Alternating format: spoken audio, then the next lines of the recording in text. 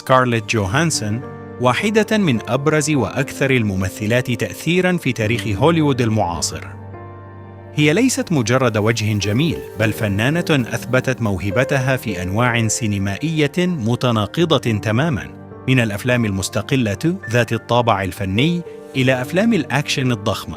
ولدت في 22 من نوفمبر عام 1984 في نيويورك. والدها كارستن جوهانسون مهندس معماري من أصل دنماركي، ووالدتها ميلاني سلون تعمل كمديرة إنتاج وتنحدر من عائلة يهودية من أصول بولندية وروسية. الطفولة نشأت في عائلة محبة للفن، حيث كانت والدتها تصطحبها باستمرار لتجارب الأداء. التحقت بمدرسة Professional Children's School المرموقة في مانهاتن لتنمية موهبتها التمثيلية منذ الصغر. الانطلاقة المبكرة ظهرت لأول مرة على المسرح في سن 9، ثم بدأت مسيرتها السينمائية وهي في 10 من عمرها في فيلم نورث 1994.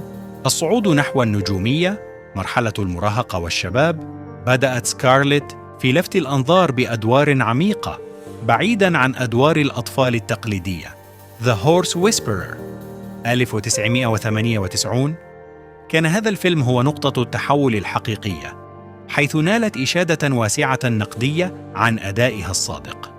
Ghost World 2001 أثبتت قدرتها على تقديم أدوار الشخصيات الغامضة وغير التقليدية. Lost in Translation 2003 الفيلم الذي جعلها نجمة عالمية. أداؤها أمام بيل موري تحت إخراج صوفيا كوبولا جعل الجميع يدرك أن هوليوود أمام موهبة استثنائية. Girl with a Pearl Earring 2003 أظهرت قدرتها على تقديم أدوار درامية تاريخية معقدة. مسيرة الأفلام المتنوعة تتميز مسيرة سكارليت جوهانسون بقدرتها على التنويع بين عدة أنماط: الأفلام الفنية والدرامية، إندي ودراما. ماتش بوينت 2005 تعاونها الأول مع وودي آلن والذي أظهرها كأيقونة للإغراء والغموض. The Prestige 2006 فيلم غموض للمخرج كريستوفر نولان. Marriage Story 2019 أداء أبكى الملايين، ورشحت بسببه لجائزة الأوسكار كأفضل ممثلة. عالم مارفل السينمائي MCU دخلت التاريخ بدور ناتاشا رومانوف، الأرملة السوداء شرطة مائلة بلاك ويدو، في فيلم آيرون مان 2 2010. استمرت في تجسيد الشخصية في سلسلة The Avengers وصولاً إلى فيلمها المنفرد بلاك ويدو 2021.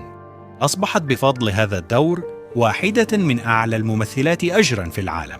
أفلام الخيال العلمي والأنيميشن هير 2013 قدمت أداءً صوتياً مذهلاً لبرنامج ذكاء اصطناعي، وهو إنجاز تقني وفني نادر.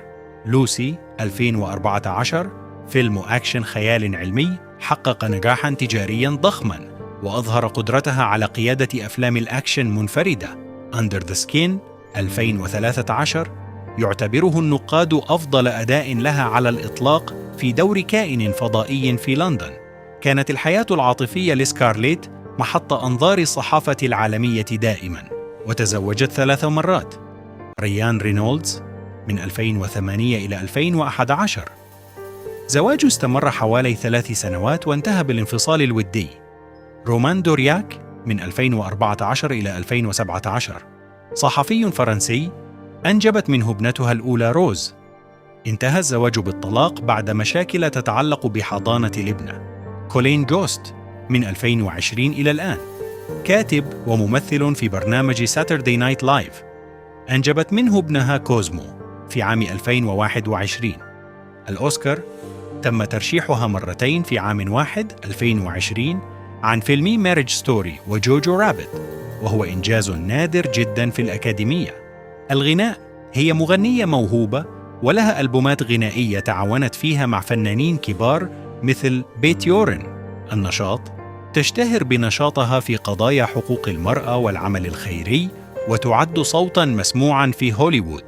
تظل سكارليت جوهانسون رمزاً للتحول، فقد انتقلت من طفلة ممثلة إلى واحدة من أقوى النساء في هوليوود، مع الحفاظ على بصمة فنية واضحة جعلتها تتجاوز مجرد كونها نجمة سينمائية لتصبح ممثلة شخصيات من الطراز الأول.